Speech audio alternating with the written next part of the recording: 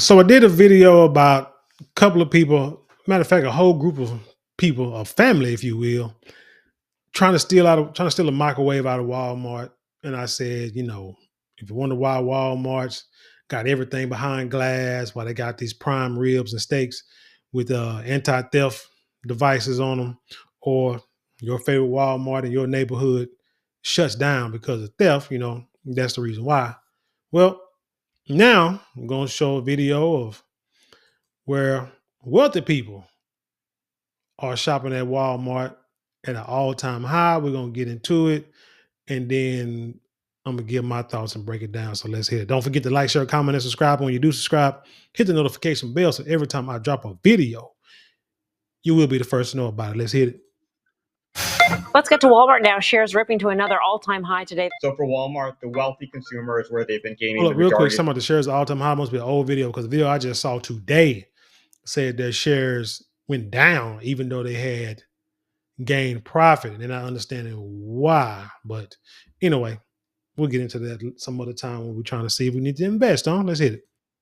The shares. In recent quarters, in particular, a lot of analysts have been asking what's going on with Walmart? Why is it having so much success with these higher income households that are generally defined as having an income of $100,000 or more per year? Hold on. I can tell you why. Number one, I'm not a Walmart shopper. Yes, I used to work at Walmart about 30 years ago, 29, 30 years ago.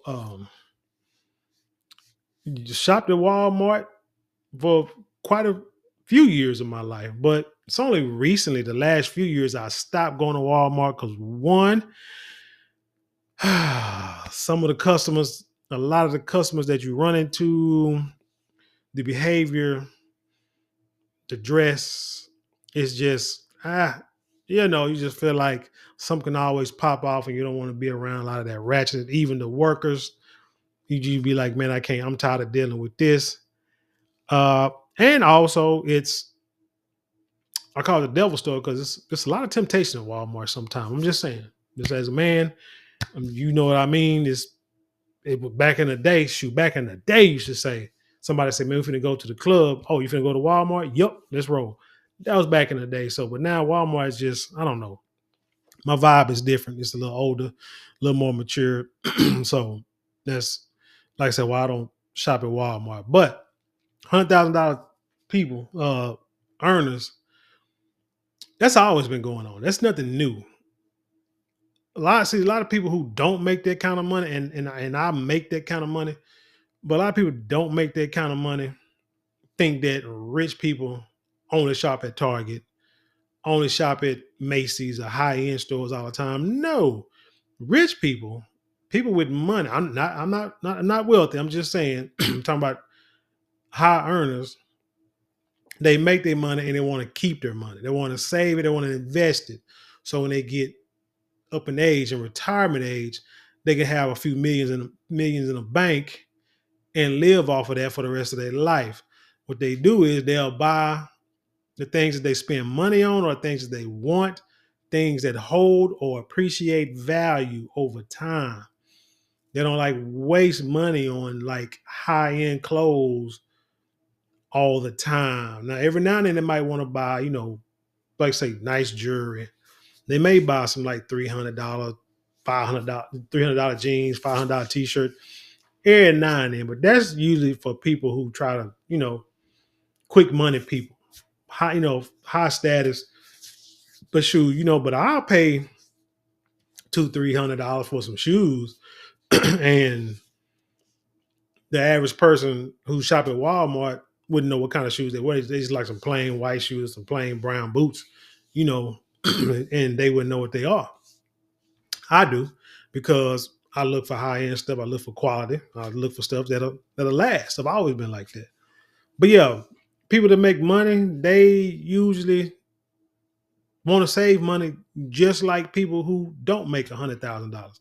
They want a deal in it, but and they will pay for what they feel they need to pay for, and they will pay, and they'll pay for what they think or pay as little as possible, like everybody else. The difference is they just got extra spending money, and a lot of people that shop at Walmart don't.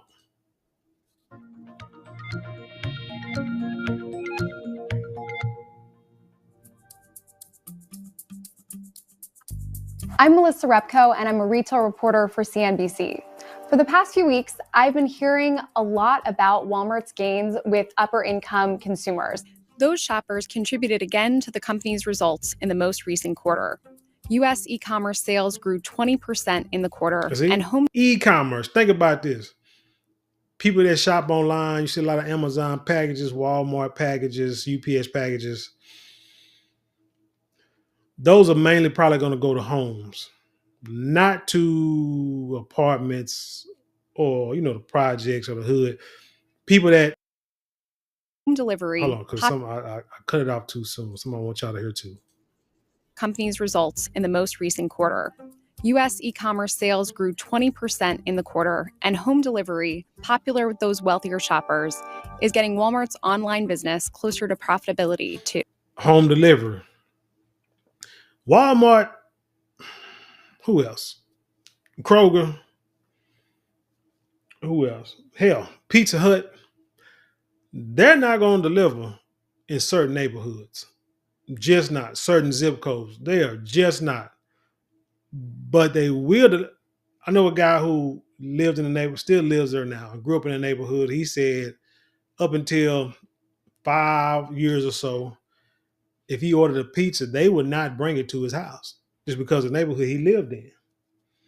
But over time, thanks to the blessing of gentrification and moving all these low income poor people out, building these condos and apartments that are selling, not renting, selling for like $300,000-$400,000. Now he said he can order Domino's or order Pizza Hut and they'll bring it right to his door. Because see, he lived in a house, and what he did, instead of selling his house, they offered him some money, he said it wasn't enough. So what he did is he just remodeled his house. He just added a whole nother floor to his house. So it had like a 2-story house. Now you got I think it's like a 2-story in the back. Now you got like is it 3-story? Maybe a 3-story house, but he built like another story on top of his house. Extended, because that's what it had a garage. It had a 2-story. He just extended up to the front of the house, kind of make it look like the condos around them. So, but yeah, so they the delivery, they're not going to deliver everywhere. So who's going to benefit from that? Rich folk, people live in houses in nice neighborhoods. In Walmart, got their marketing people out there. Market analysis, go out there and say, these are the people we're going to try to get to. Walmart's stock has been up, even hitting record and 52-week highs because of the gains it's putting up with shoppers. We're seeing higher engagement across income cohorts, with upper income households continuing to account for the majority of share gain. Let me look at something right quick. What is this? WMT, that's the ticker, the stock ticker. So April of 2024, it was at, it was at $65. Am I reading this right? And then it went up to $105, and the S&P was at $55, and it was down to is it almost not even $70? If I'm reading that right, dang, Walmart went up a lot in about 8 months. The gains it's putting up with shoppers. We're seeing higher engagement across income cohorts, with upper income households continuing to account for the majority of share gains. Higher income shoppers that was AI. Huge opportunity. It is known as the nation's largest grocer, but where it makes more money is selling things like throw pillows, clothing, makeup, items that are higher margin, and those are often the tougher ones to sell. If you sell to a higher income customer, they have more dollars in their pocket to spend, and they're more willing to spend more money all around. So it tends to be a shopper that can endure the ups and downs in the economy. It can also sell things like more ads. That's been another growth business for the company, as has its third-party marketplace, where it's selling a broader assortment to these new and more frequenting customers. It's all about marketing. If you got a product, but you don't get it out there to the people, it don't matter. You have the greatest product in the world, but if you don't market and put money behind advertisement, it don't matter what you got. It boils down to 3 factors, according to the reporting. Walmart for a long time has focused on everyday low price, But it's been talking more about ways to make shopping easier for all of its customers. Things like dropping off purchases at people's doors. And one way it's done that is it launched Walmart Plus, its answer to Amazon's Prime program, and a way to get people to sign up and stick with its online shopping business. As it's attracting more of these households, they're buying things like gluten-free items, organic items, the types of items that Walmart has added to its assortment. It's also redone stores and redone its website to make it a little bit fresher looking, a little bit more modern and up to date. So if you go into a remodeled Walmart, you'll see a lot of brands that you may not know Walmart sells. Things like Reebok. Walmart's also launched fashion brands called Scoop and Free Assembly, and they have a lot of pieces that are lower cost, but a little bit more fashion forward. Things that you might find at a specialty retailer, a cute sundress, a blazer, more color pops or earrings. Again, a way to kind of get away from Walmart's reputation as being more of a grocer and more of a place to get things like paper towels. Because one thing they're going to do is they're going to buy something that look nice. Don't necessarily have to be name brand. So I remember back in the day, let's see, when I was in high school and had a job, they had no bills, stay with your mama. Shoot, every week I get paid, I'm going to the mall buying a new outfit every week. Trying to make sure I had enough outfits to last me 1 month. You know what I'm saying? Where I had to wear the same thing for a month. That's going to work at Menards all the time.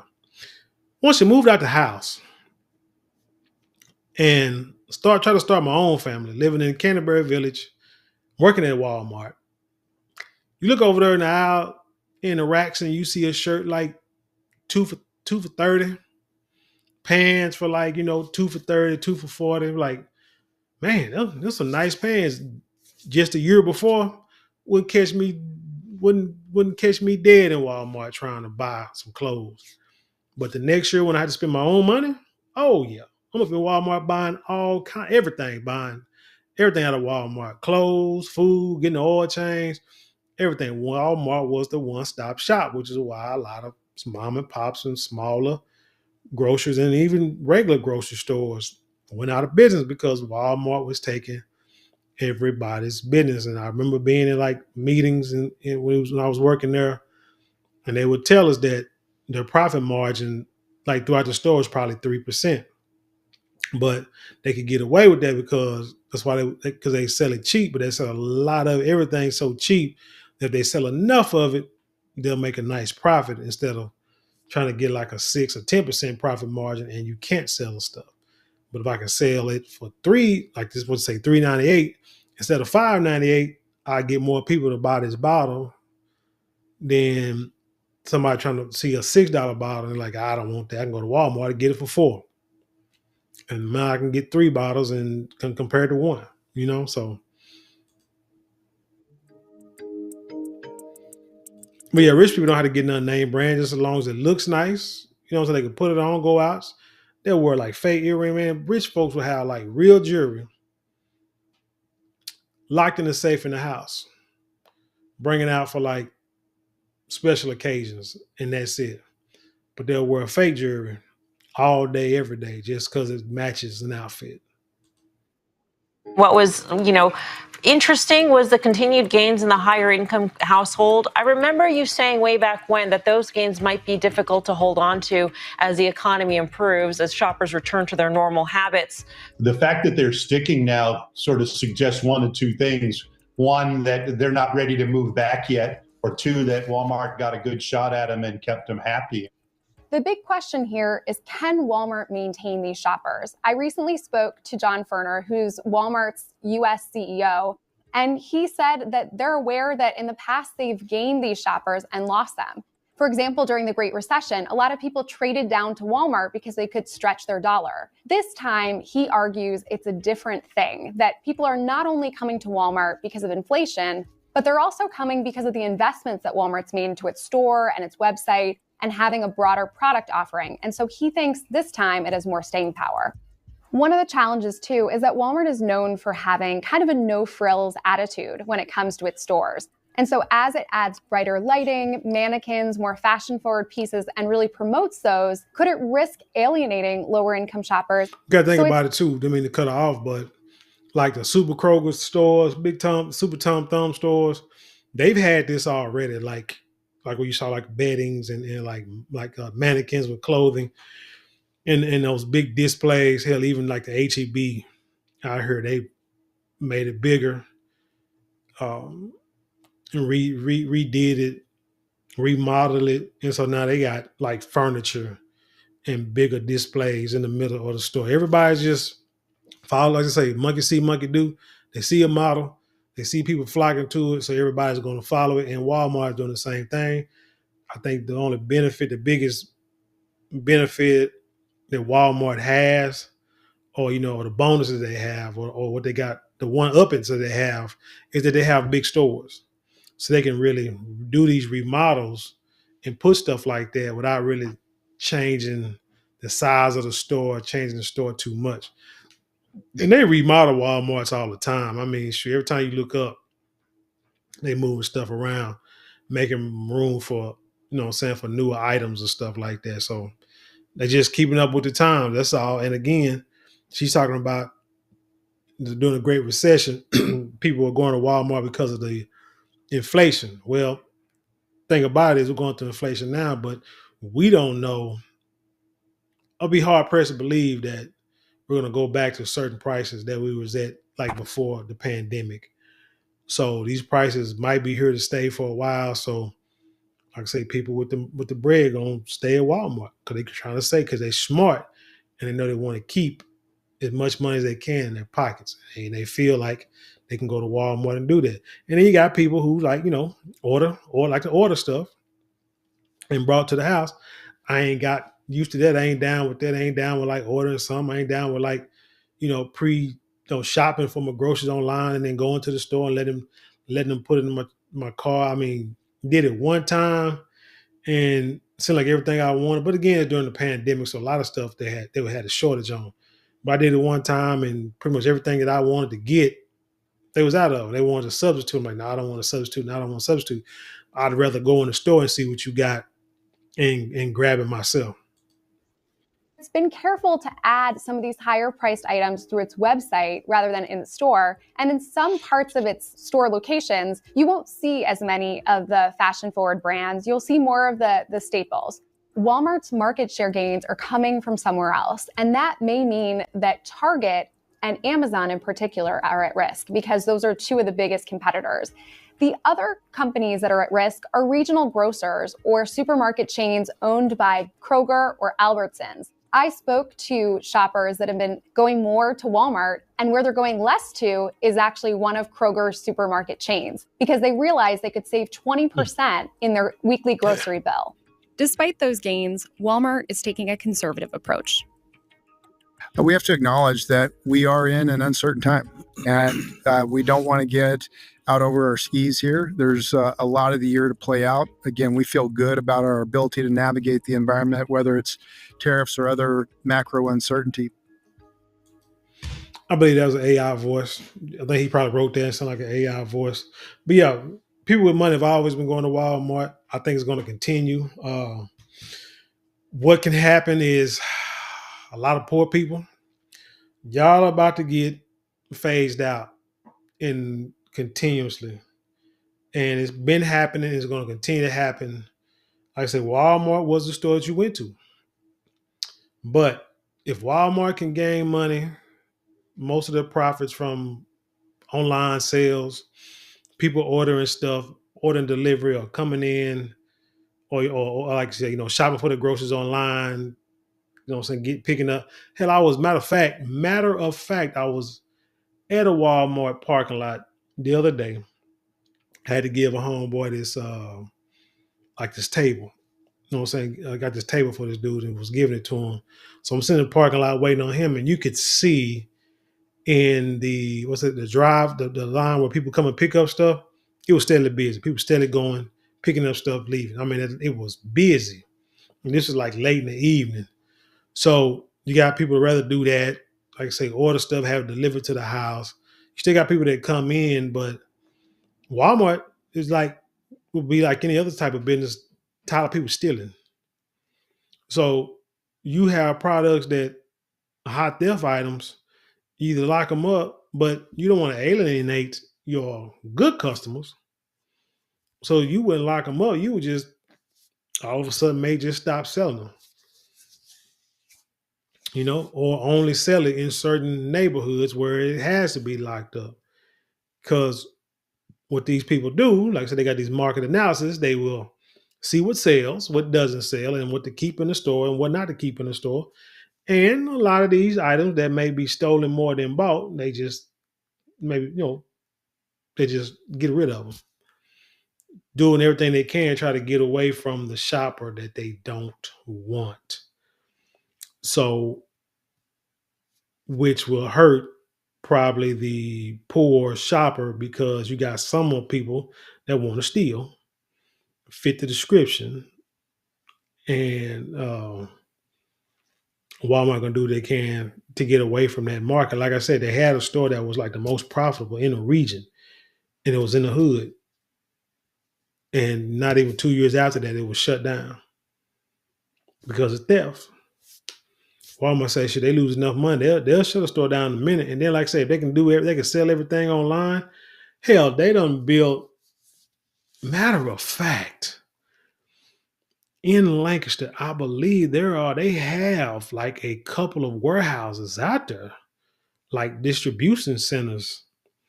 Just think about it. They can, instead of having stores, they can just house stuff in the warehouse, kind of like Amazon.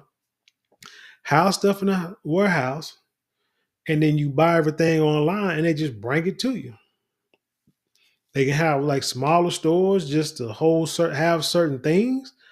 But if they can get more, because they said the sales raised like 20%, if they could get the majority of their sales up online and e-commerce, it's over.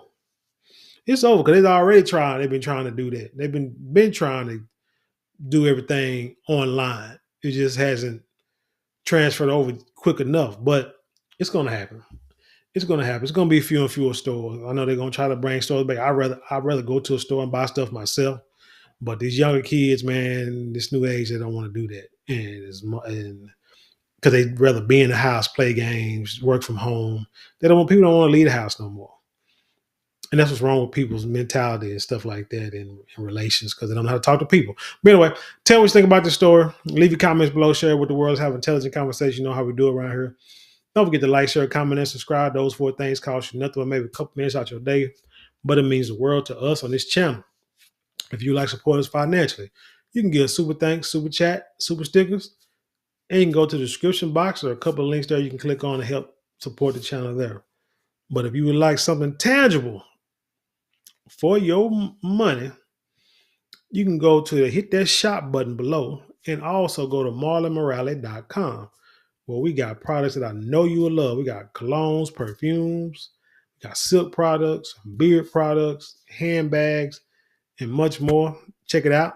I know you'll love it. And with that being said, I'll leave you in peace, and I'll see you on the other side.